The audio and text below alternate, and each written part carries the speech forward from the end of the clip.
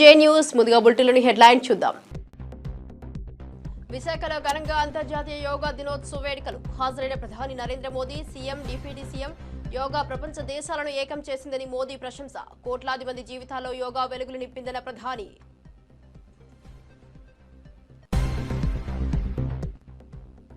BRS MLA పాడి Kaushik Reddy arrest. Quarry యాజమానిని బెదిరించారనేది ప్రధాన ఆరోపణ. శంషాబాద్ విమానాశ్రయంలో అదుపులోకి తీసుకున్న వరంగల్ పోలీసులు. అనంతరం విచారణ నిమిత్తం వరంగల్కు తరలింపు.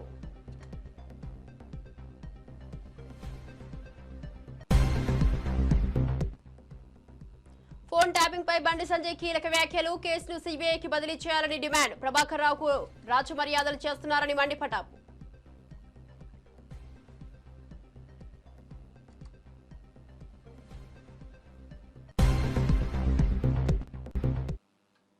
డీటెయిల్ చూస్తే యోగా చేయడం వల్ల శారీరక మానసిక ఆరోగ్యం మెరుగుపడుతుందని, ఒత్తిడి తగ్గి రోగ నిరోధక శక్తి పెరుగుతుందని ఆంధ్రప్రదేశ్ ముఖ్యమంత్రి నారా చంద్రబాబు నాయుడు అన్నారు. విశాఖపట్నంలో శనివారం జరిగిన 11వ అంతర్జాతీయ యోగా దినోత్సవ వేడుకల్లో ఆయన ప్రసంగించారు. ఈ కార్యక్రమానికి ప్రధానమంత్రి నరేంద్ర మోదీ, ఆంధ్రప్రదేశ్ గవర్నర్, కేంద్ర ఆయుష్ శాఖ మంత్రి, ఉప ముఖ్యమంత్రి పవన్ కళ్యాణ్, కేంద్ర రాష్ట్ర మంత్రులు హాజరయ్యారు. ఈ సందర్భంగా ముఖ్యమంత్రి చంద్రబాబు మాట్లాడుతూ యోగాను భారతదేశంలోనే కాకుండా ప్రపంచవ్యాప్తంగా ప్రాచుర్యంలోకి తెచ్చిన దార్శనిక ప్రధానమంత్రి నరేంద్ర మోదీకి ధన్యవాదాలు. ఆయన ఐక్యరాజ్యసమితి ద్వారా అంతర్జాతీయ యోగా దినోత్సవాన్ని ప్రారంభించి యోగాను ప్రపంచ ఆరోగ్య ఉద్యమంగా మార్చారని కొనియాడారు. నేడు 175కు పైగా దేశాల్లో 12 లక్షల ప్రదేశాల్లో 10 కోట్లకు పైగా ప్రజలు యోగా దినోత్సవంలో పాల్గొంటున్నారని తెలిపారు. జాతీయత, ప్రాంతం, మతం, భాషలతో సంబంధం లేకుండా ప్రతి ఒక్కరూ యోగాను స్వీకరిస్తున్నారని ఆయన పేర్కొన్నారు.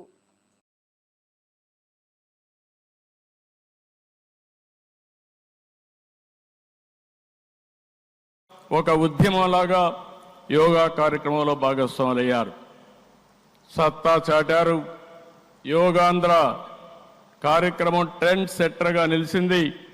నరేంద్ర మోడీ గారు ప్రారంభించిన ఈ ఉద్యమాన్ని మనం అందరం ఆచరించి జీవన విధానంగా మార్చుకొని అందరిలో చైతన్యం తీసుకొస్తూ తెలుగు జాతి ప్రపంచానికి ఆదర్శంగా నిలవాలని మనస్ఫూర్తిగా పిలిపిస్తున్నా.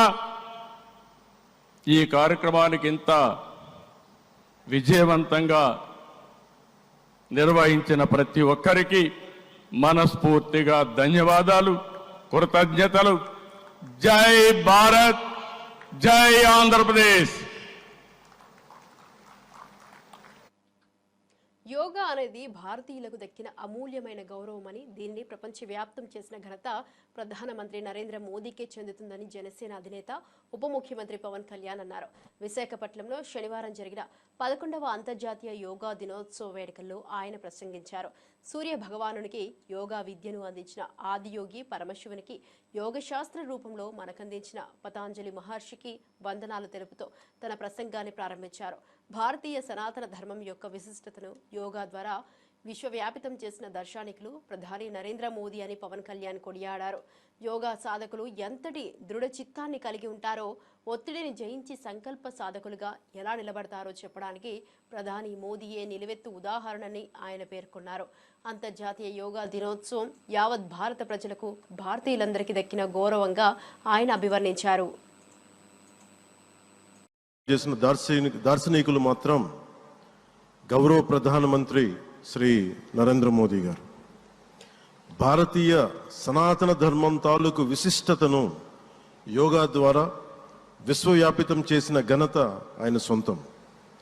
యోగా సాధకులు ఎంతటి దృఢచిత్తాన్ని కలిగి ఉంటారు, ఒత్తిడి జయించి సంకల్ప సాధకులుగా ఎలా నిలబడతారన్న దానికి కూడా మన గౌరవ ప్రధాని శ్రీ మోదీజీ గారు నిలువెత్తు ఉదాహరణ. ప్రపంచ యోగా దినోత్సవం యావత్ భారతవానికి, భారతీయులకి దక్కిన గౌరవం. సరిగ్గా ఒక 2014లో అప్పుడే ఐక్యరాజ్య సమితిలో గౌరవ ప్రధానమంత్రి మోదీ గారు ప్రవేశపెట్టినప్పుడు దాదాపు 177 దేశాలు ఈ రెజల్యూషన్కి మద్దతు పలికినాయి. ఇంతమంది మద్దతుని కూడగట్టగలిగి ఈ రోజున మనకి 2015 నుంచి యోగా దినోత్సవం ప్రారంభమైంది. ఈ రోజున గౌరవ ప్రధానమంత్రి మోదీజీ గారి పిలుపు మేరకు మనం మొదట విశాఖ 11వ యోగా దినోత్సవ సంబరాలకు వేదిక అయింది.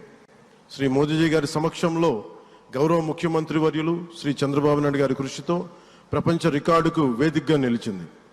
విశ్వనరులు మోదీజీ గారి పిలుపు మేరకు యోగా ఒక వన్ ఎర్త్ వన్ హెల్త్ ఈ ఆరోగ్యం థీమ్ని ఈ వేదిక నుంచి ప్రతి ఒక్కరూ ముందుకు తీసుకెళ్లాలని మనస్ఫూర్తిగా కోరుకుంటూ, ఇక్కడ ఆసీనులైన మీ అందరికీ ఇక్కడికి వచ్చేసిన ప్రతి ఒక్కరికి కూడా పేరు పేరున నా హృదయపూర్వక వందనాలు, నమస్కారాలు. అంతర్జాతీయ యోగా దినోత్సవాన్ని పురస్కరించుకుని విశాఖపట్నంలో జరిగిన కార్యక్రమంలో భారత ప్రధానమంత్రి నరేంద్ర మోదీ పాల్గొన్నారు.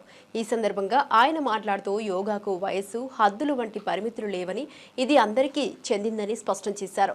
ప్రపంచవ్యాప్తంగా కోట్లాది మంది ప్రజల జీవన శైలిలో యోగా అంతర్భాగంగా మారిందని, ఇది ప్రపంచాన్ని ఏకం చేసే శక్తిగా నిలిచిందని ఆయన అన్నారు. ఆంధ్రప్రదేశ్ ప్రభుత్వం చేపట్టిన యోగాంధ్ర కార్యక్రమాన్ని ముఖ్యంగా నారా లోకేష్ కృషిని ప్రధాని ప్రత్యేకంగా అభినందించారు. ఈ కార్యక్రమానికి ఆంధ్రప్రదేశ్ గవర్నర్ సయ్యద్ అబ్దుల్ నజీర్, ముఖ్యమంత్రి నారా చంద్రబాబు నాయుడు, ఉప ముఖ్యమంత్రి పవన్ కళ్యాణ్, కేంద్ర మంత్రులు కింజారపు రామ్మోహన్ నాయుడు, ప్రతాపరావు జాదవ్, డాక్టర్ చంద్రశేఖర్ పెమ్మసాని, భూపతిరాజు శ్రీనివాస్ వర్మ తదితరులు హాజరయ్యారు. संयुक्त राष्ट्र में भारत ने प्रस्ताव रखा कि 21 जून को अंतर्राष्ट्रीय योग दिवस के रूप में मान्यता मिले और तब कम से कम समय में दुनिया के 175 देश हमारे इस प्रस्ताव के साथ खड़े हुए।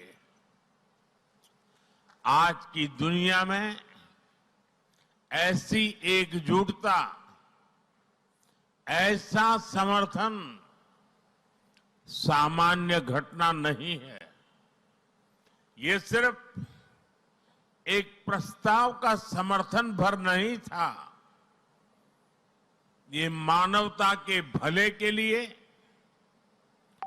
दुनिया का सामूहिक प्रयास था।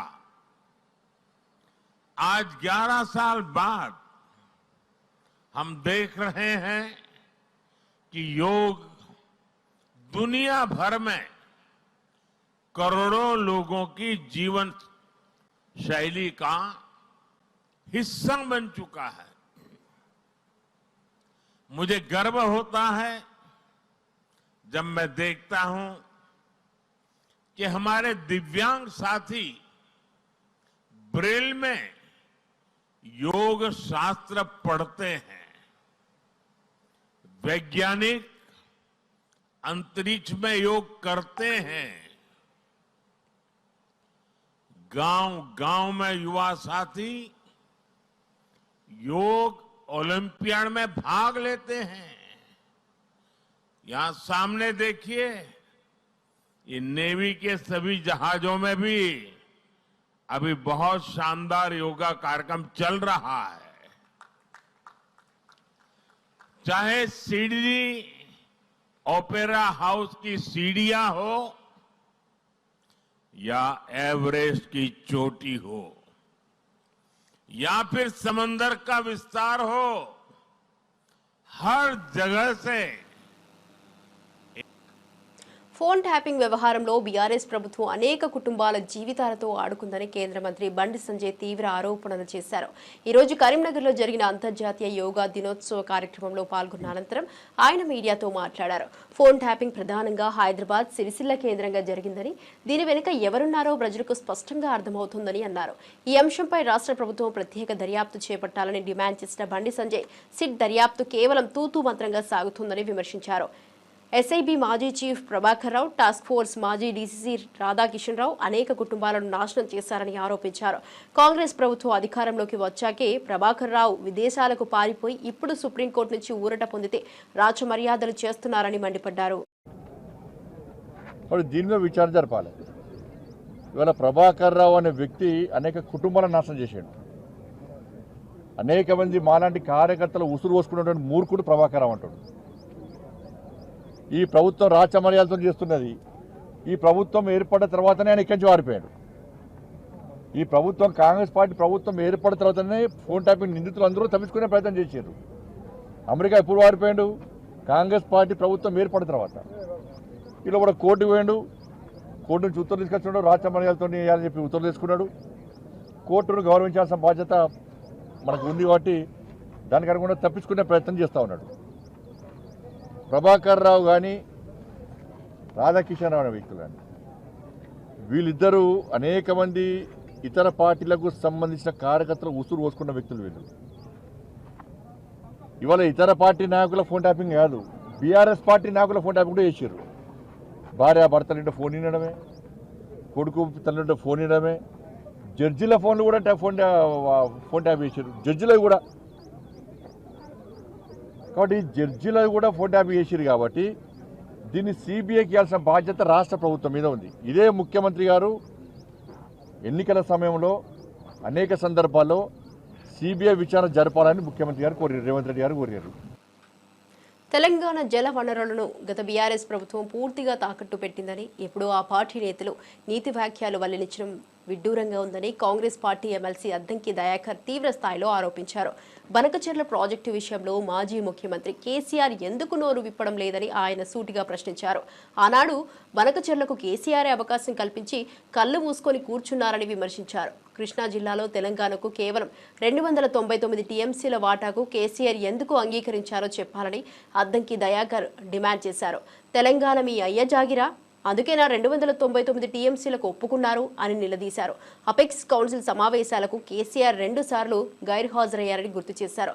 జగన్ కేసీఆర్ ఎందుకు స్నేహం చేశారో, ప్రగతి భవన్కు ఎందుకు పిలిపించుకున్నారో వెల్లడించాలని అన్నారు. ఇక బీఆర్ఎస్ పాలనలో చేసిన తప్పులను కప్పిపుచ్చుకోవడానికి హరీష్ రావు ఇప్పుడు బనకచెర్ల అంశంపై మాట్లాడుతున్నారని ఆరోపించారు. చాలా స్పష్టంగా అంశంలో దక్షిణ తెలంగాణకు సంబంధించి పూర్తిగా అన్యాయం జరుగుతున్నది. ఈ విషయంలో కేసీఆర్ చేసిన తప్పును సరిదిద్దాలంటే మళ్ళీ రిడ్రెసల్ పాలసీ తీసుకోవాల్సిన అవసరం ఉంది.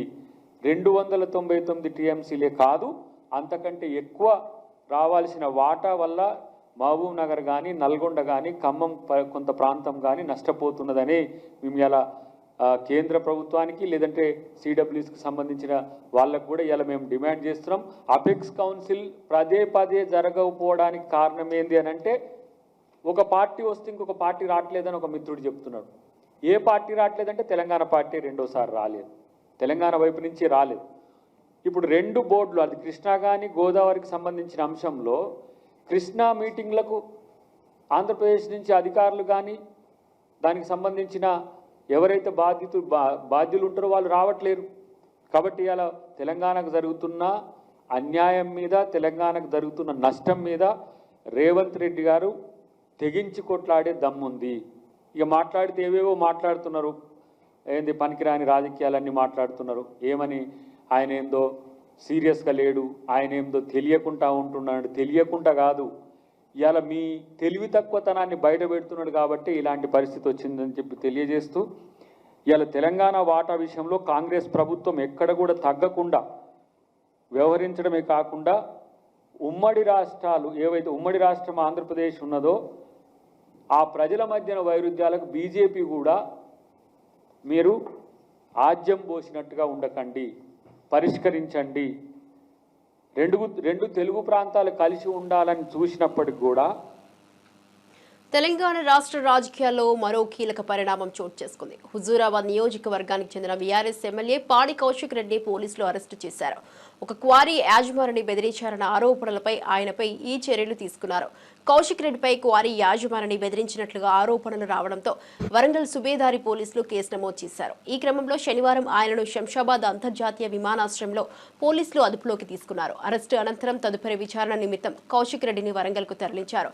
ఎమ్మెల్యే పాడి కౌశిక్ రెడ్డిపై పోలీసులు భారతీయ న్యాయ సంహితలోని పలు సెక్షన్ల కింద కేసులు నమోదు చేసినట్లు సమాచారం. ముఖ్యంగా బిఎన్ఎస్ సెక్షన్ 308, 308 మరియు 352 కింద ఆయనపై అభియోగాలు మోపినట్లు తెలుస్తోంది. ఇక ఈ ఘటనకు సంబంధించిన మరిన్ని వివరాలు పోలీసులు విచారణ అనంతరం వెల్లడయ్యే అవకాశం ఉంది.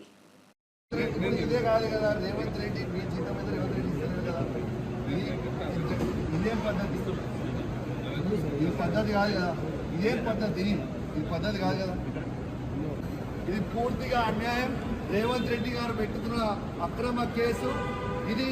కమలాపూర్ మండలంలో గుండే గ్రామంలో ఇల్లీగల్ మైన్ నడుస్తూ ఉంది.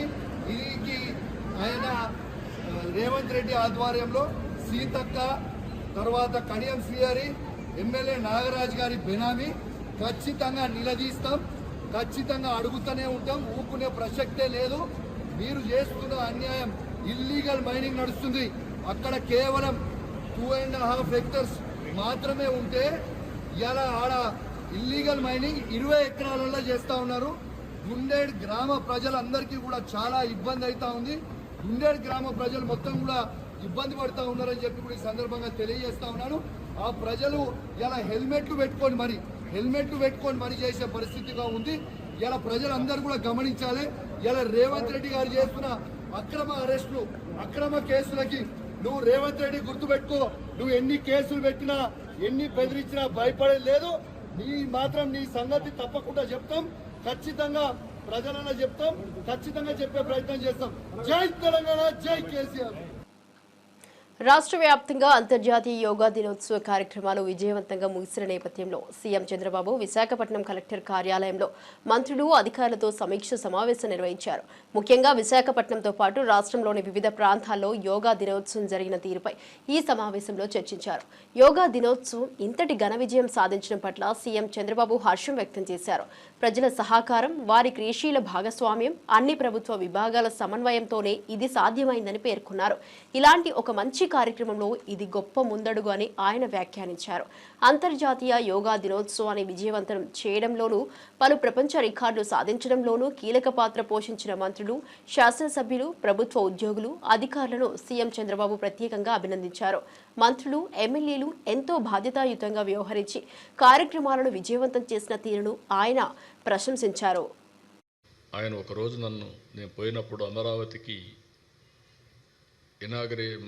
రీస్టార్ట్ ఆఫ్ వర్క్స్ కోసం వెళ్ళాను. ఆ రోజు మాట్లాడుతూ ఉంటే ఇంటర్నేషనల్ యోగా డే వస్తుంది, 10 ఏళ్ళు అయింది, దీన్ని బాగా ప్రొజెక్ట్ చేస్తే బాగుంటుంది, విశాఖపట్నం అయితే బాగుంటుందని అనుకుంటున్నాను, మీరు కానీ హోస్ట్ చేయగలిగితే బాగుంటుందంటే ఇమ్మీడియట్గా యాక్సెప్ట్ చేశాను. నేను ఈ మాత్రం ఉద్యమ స్ఫూర్తి రావాలంటే 10 ఏళ్ళు పట్టేది, అది ఒక్క నెలలో చేయగలిగాం. ప్రధానమంత్రి గారు వస్తున్నారు, యోగా డే ఫిక్స్ అయింది, డెడ్ లైన్, ఎవరూ చేయని విధంగా 1 month షెడ్యూల్ ఇచ్చాం, మైన్యూట్ షెడ్యూల్ ఇచ్చాం. నేను మా క్యాబినెట్ మినిస్టర్స్ అంతా కూడా క్యాబినెట్ సబ్ కమిటీ వేసాం, వండర్ఫుల్ వర్క్ చేశారు, వాళ్ళని అభినందిస్తున్నా. దానికంటే అధికార యంత్రాంగం, సిఎస్ గారి దగ్గర నుంచి, కృష్ణబాబు హెల్త్ సెక్రటరీ దగ్గర నుంచి, జిల్లా కలెక్టర్స్, ప్రత్యేకంగా విశాఖపట్నం కలెక్టర్, అదే సమయంలో డీజీపీ దగ్గర నుంచి పోలీస్ ఆఫీసర్స్, ఇంత పెద్ద ఈవెంట్ని 0 ఇన్సిడెంట్, ఇట్ ఈజ్ హిస్టారికల్. చిన్న ఇన్సిడెంట్ కూడా జరుగుతూ ఉంటాయి, అలాంటివి కూడా జరగకుండా చేయగలిగారంటే టెక్నాలజీ ఉపయోగించారు, ప్రాపర్గా ప్లానింగ్ చేశారు, ట్రాకింగ్ చేశారు, ఎప్పటికప్పుడు అకౌంటబిలిటీ తీసుకొచ్చారు, కంట్రోల్ రూములు పెట్టి. అదే సమయంలో ఈవెంట్ కూడా సక్సెస్ కావడానికి మీరు చూస్తే ఒక మంచి ఈవెంట్ కూడా ప్రభుత్వంలో ఉండే అధికార యంత్రాంగం, ప్రజాప్రతినిధులు కూడా సంఘీభావంగా పనిచేశారు. పొలిటికల్ లీడర్షిప్ ప్రజాప్రతినిధులు ఇచ్చారు, అడ్మినిస్ట్రేషన్లో చేయాల్సిన పనులు వాళ్ళు చేశారు. అందువల్ల హైదరాబాద్ గచ్చిబౌలి స్టేడియంలో అంతర్జాతీయ యోగా దినోత్సవాన్ని తెలంగాణ ప్రభుత్వం ఘనంగా నిర్వహించింది. గవర్నర్ జిష్ణుదేవ్ వర్మ, మంత్రులు దామోదర రాజనరసింహ, వాకిటి శ్రీహరి, పలువురు అధికారులు, విద్యార్థులు ఈ వేడుకల్లో పాల్గొన్నారు. సుమారు 5,000 మంది ఒకేసారి యోగాసనాలు వేసి కార్యక్రమాన్ని విజయవంతం చేశారు. యోగాను జీవన శైలిగా అవలంబించుకోవడం వల్ల ఆరోగ్యంగా ఉండే అవకాశం ఉందని మంత్రి దామోదర రాజనరసింహ అన్నారు. రాష్ట్ర వ్యాప్తంగా యోగా డే వేడుకలు ఉత్సాహంగా జరిగాయి. ఎలాంటి స్ట్రెస్ ఉండకూడదు, ధార్మిక చింతన పెరగాలి అంటే అన్నిట్లో గొప్ప సాధన ఏదైనా ఉన్నది అంటే ఈ యోగ సాధననే. పోయినసారి కూడా మనం పెద్ద ఎత్తున జరుపుకున్నాము, ఈసారి ఇంకా పెద్ద ఎత్తున ఈ ప్రాంగణంలో జరుపుకుంటున్నాము. ఇది మన రాష్ట్రంలో కరిక్యులంలో ఒక భాగం అయిపోయింది. ప్రతి ఒక్క పాఠశాల, ప్రతి ఒక్క కళాశాల, ప్రతి ఒక్కరూ ఈ యోగా పాటించాలి. గత సంవత్సరం సుమారు 600 పైచిలకు యోగా ఇన్స్ట్రక్షన్ నియమించి ఒక సంవత్సరంలో 5 లక్షల మందికి యోగాను, దాని యొక్క ప్రాముఖ్యత, దాని యొక్క గొప్పతనము, జనజీవనంలో ఎంత అవసరమో అనేది వాళ్ళ నియామకాలు, ఓ కరికులము, అదే రకంగా రాబోయే కాలంలో ఇంకో కనీసం ఒక 300 మంది ఇన్స్ట్రక్టర్స్ నియమించాలని చెప్పి ప్రభుత్వం ఆలోచన చేస్తున్నది. So yoga should be A part of our life. Our food habits, our lifestyle, our mental stress. One way out to live a content, peaceful life is daily yoga should be a part of our life. And you need an instructor initially. And the government of Telangana ఆ దిశగా కృషి చేస్తున్నది. ప్రతి తెలంగాణ పౌరుడు, ప్రతి కుటుంబము యోగ విద్యలో విశ్వాసంతో 11వ అంతర్జాతీయ యోగా దినోత్సవం సందర్భంగా విశాఖలో నిర్వహించిన యోగాంధ్ర కార్యక్రమం గిన్నిస్ వరల్డ్ రికార్డ్ సాధించింది. రామకృష్ణ బీచ్ నుంచి భీమిలి వరకు 3.1 లక్షల మంది ఒకే మార్గంలో యోగాసనాలు వేసి ప్రపంచ రికార్డు నెలకొల్పారు. ఈ చారిత్రక ఘట్టానికి ప్రధాని మోదీ, సీఎం చంద్రబాబు, మంత్రులు పవన్ కళ్యాణ్, లోకేష్, సత్యకుమార్లు సాక్షులయ్యారు. కార్యక్రమం అనంతరం గిన్నీస్ సంస్థ ప్రతినిధులు లోకేష్, సత్యకుమార్లకు ధృవపత్రాలను అందజేశారు. ఏపీ ప్రజల సంకల్పాన్ని విశ్వానికి చాటి చెప్పిన వేడుకగా యోగాంధ్ర నిలిచిపోయింది.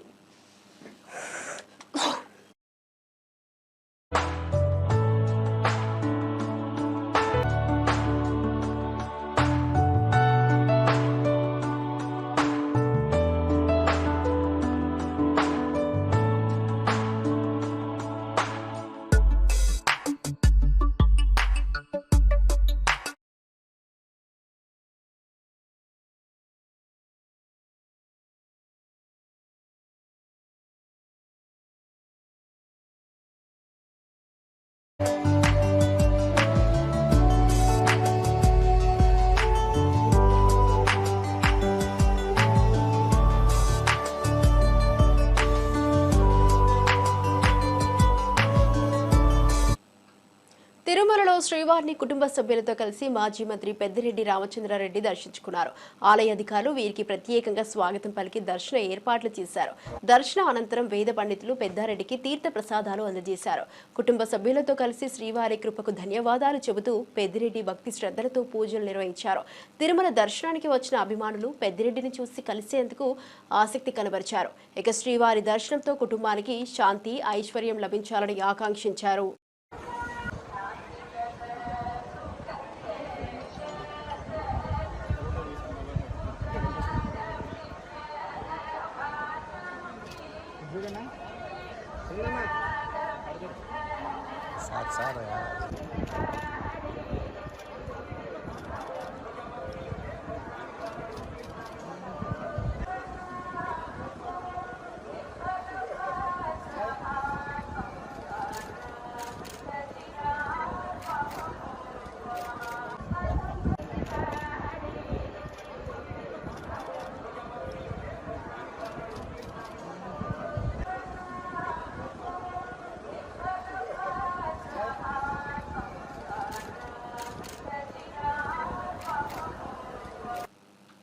లిక్కర్ స్కామ్ కేసులో రిమాండ్లో ఉన్న వైసీపీ మాజీ ఎమ్మెల్యే చెవిరెడ్డి భాస్కర్ రెడ్డికి ఆరోగ్య సమస్యలు తలెత్తాయి.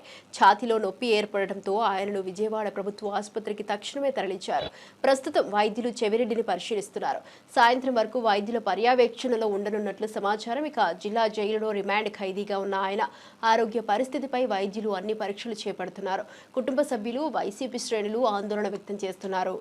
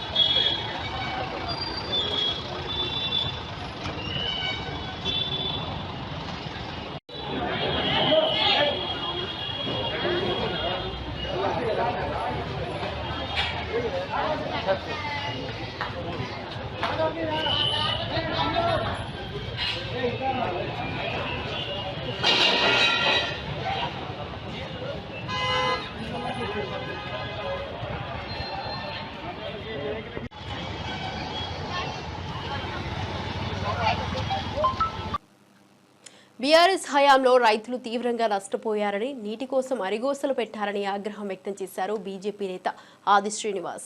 బనకచెర్ల ప్రాజెక్టును బీఆర్ఎస్ నాయకులే తాము వ్యతిరేకించారని, ఇప్పుడు అదే విషయాన్ని హైలైట్ చేస్తూ మాటలు మార్చడం ఏంటని ప్రశ్నించారు. కేంద్ర జలవనరుల శాఖకు నేకలు రాష్ట్ర చరిత్ర బీఆర్ఎస్కే చెల్లుబాటు అవుతుందన్నారు. బీఆర్ఎస్ నేతలు రాజకీయ లబ్ధి కోసమే ఇప్పుడు రైతుల పక్షాన మాట్లాడుతున్నట్టు నటిస్తున్నారని విమర్శించారు. మామ అల్లుళ్ళు ఇద్దరు కూడా 10 సంవత్సరాలు సాగునీటి శాఖ మార్చులుగా ఉండి తెలంగాణ ప్రజలకు చేసిన ద్రోహాన్ని మా గౌరవ ముఖ్యమంత్రి రేవంత్ రెడ్డి గారు, గౌరవ నీటిపారుదల శాఖ మార్చి ఉత్తమ్ కుమార్ రెడ్డి గారు తేట తెల్లని చేసే విధంగా జరిగిన ద్రోహాన్ని ప్రజలకు చెప్పేటువంటి ప్రయత్నం చేస్తుంటే మళ్ళీ అబద్ధాలతో ప్రజలను తికమక పెట్టేటువంటి ప్రయత్నం చేస్తున్నటువంటి సందర్భాన్ని ఒకసారి గుర్తు చేసేటువంటి ప్రయత్నం, తెలంగాణ సెంటిమెంట్ను అడ్డుపెట్టుకొని పబ్బం గడుపుకొని 10 సంవత్సరాలు అధికారులు ఉన్నట్టు కానీ ఇప్పుడేదో సెంటిమెంట్ రంగరించాలని చెప్పి చూస్తున్నటువంటి వైనాన్ని మీ సందర్భంగా తప్పుపడుతూ, అసలు ఈ బనకచెర్ల వ్యవహారాన్ని మా ప్రభుత్వం తీవ్రంగా తప్పుపడుతూ వ్యతిరేకిస్తూ కేంద్ర జలవనరుల శాఖ మార్చులకు ఇప్పటికే జనవరి నుండి మార్చి నుండి మేము ఈ తెలంగాణ రాష్ట్ర ప్రభుత్వం ఈ బనకచెర్లకు వ్యతిరేకంగా ఉందనేటువంటి మాటను చెబుతూ లేఖలు రాసినటువంటి అంశాన్ని కూడా చెప్పినప్పటికీ ఇది మేము మాట్లాడితేనే మేలుకొన్నది ప్రభుత్వం చెప్పిన మాట. అసలు ఈ బనకచెర్ల పాపం అంతా మీ ప్రభుత్వ హయాంలో జరిగింది కదా అని చెప్పని మా ముఖ్యమంత్రి గారు. తమిళనాడు గవర్నర్ ఆర్ఎన్ రవి వయసు 71. అయినా యోగా కార్యక్రమంలో వరుసగా 51 పుషప్స్ చేయడం సోషల్ మీడియాలో సంచలనం సృష్టిస్తోంది. గవర్నర్ ఫిట్నెస్ కు నెటిజన్లు ఫిదా అవుతున్నారు. ఈ దృశ్యాలు క్షణాల్లో వైరల్ అయ్యాయి. ఇక యోగా ఫిట్నెస్ పై రవి అంకిత భావం ఇలాంటివే అనే ప్రశంసలతో ట్వీట్లు వెల్లువెత్తుతున్నాయి. యువతకు స్ఫూర్తిదాయకంగా నిలిచారు రవి.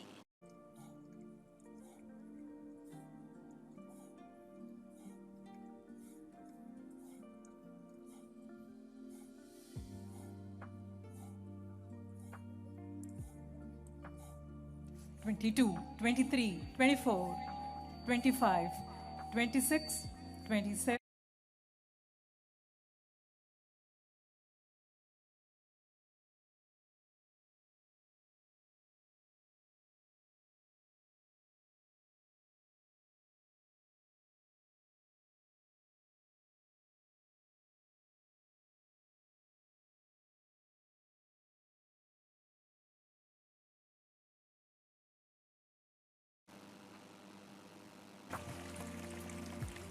ఇవి ఇప్పటివరకు నా బులెటిన్ అప్డేట్. చూస్తూనే ఉండండి జే న్యూస్.